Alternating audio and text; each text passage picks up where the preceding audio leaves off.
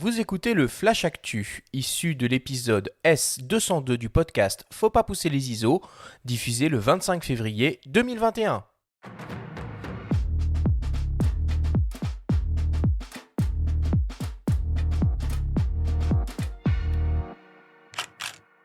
Cette semaine dans le Flash Actu, Sony lance une nouvelle caméra professionnelle hybride, Leica développe sa gamme optique SL avec un nouvel objectif et Nikon offre de nouvelles fonctionnalités à ses hybrides Z6 II et Z7 II. Le Flash Actu vous est présenté par Fox.fr, le nouveau site des spécialistes de l'image. Sony annonce une nouvelle caméra compacte à objectif interchangeable en gamme Cinema Line qui exploite la monture E. Il s'agit de la FX3. On retrouve un capteur 24-36 mm de 12 millions de pixels stabilisé, capable de produire des séquences jusqu'au 4K à 100 images par seconde. La caméra reprend les lignes compactes d'un hybride Sony de la série A6000, mais sans viseur électronique et avec une ergonomie vidéo professionnelle. On retrouve par exemple un large écran arrière tactile entièrement orientable, une protection contre les intempéries, une molette de réglage de zoom pour les optiques motorisées, de nombreux pas de vis pour fixer des accessoires et une poignée supérieure amovible avec entrée audio XLR. La Sony FX3 sera proposée en mars au prix de 4 700 €. Leica lance un nouvel objectif en monture L pour son système hybride 24-36 mm SL. Il s'agit d'une focale fixe grand angle de 28 mm offrant une ouverture maximale de f2. L'objectif exploite une formule optique ambitieuse avec 13 lentilles réparties en 10 groupes, incluant pas moins de 6 surfaces asphériques. On retrouve une double motorisation autofocus rapide, précise et silencieuse qui assure également le déplacement des lentilles pour la mise au point manuelle. Sa distance minimale de mise au point est de 24 cm, il mesure environ 10 cm de long et pèse 700 grammes.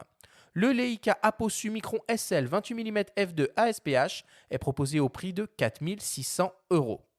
Et enfin, Nikon propose une mise à jour de firmware gratuite pour ses hybrides 24-36 mm Z6 II et Z7 II.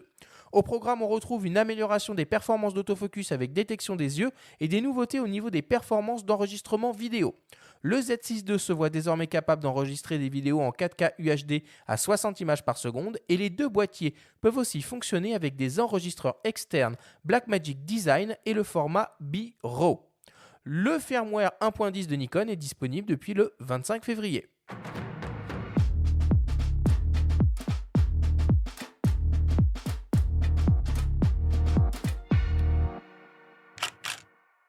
Bon bah voilà pour l'actualité, on sent que le marché et que l'industrie commencent un peu à frémir à l'approche du CP+. Benjamin, est-ce que tu as repéré d'autres sujets intéressants cette semaine? Parmi les choses, oui, qu'on peut dire, c'est hélas pour les amoureux de Pentax, notamment le report de la sortie du K3 Mark III qu'on attendait pour le CP+, qui va se dérouler la semaine prochaine. Donc officiellement, Ricoh annonce un report pour des causes de développement sans donner plus de précision, sans donner de date. Donc voilà, les Pentaxistes vont être un peu déçus. On espère qu'il arrivera quand même bientôt. Et puis il y a d'autres choses aussi. Il y a un autre report. Ouais, c'est ça, c'est un peu la semaine la semaine de la bah, déception, hein.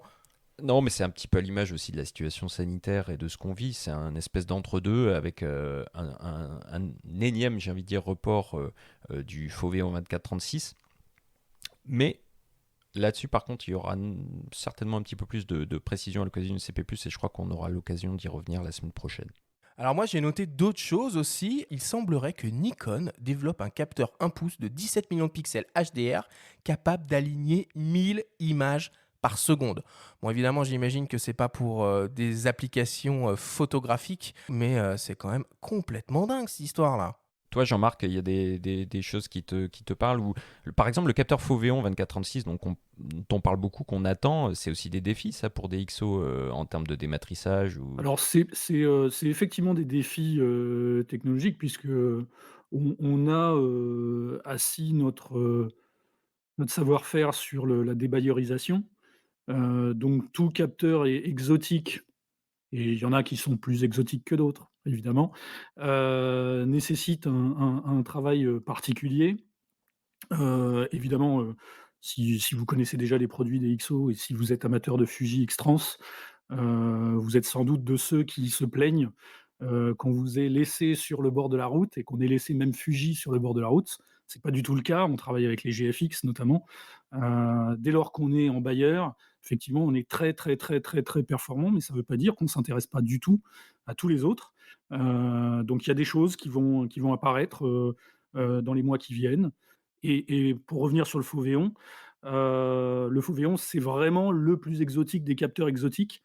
Donc celui-là est un petit peu, peut-être trop loin. Il est peut-être un petit peu trop confidentiel, mais presque depuis toujours. C'est vraiment une approche particulière, et donc pour l'instant, on le regarde encore de loin.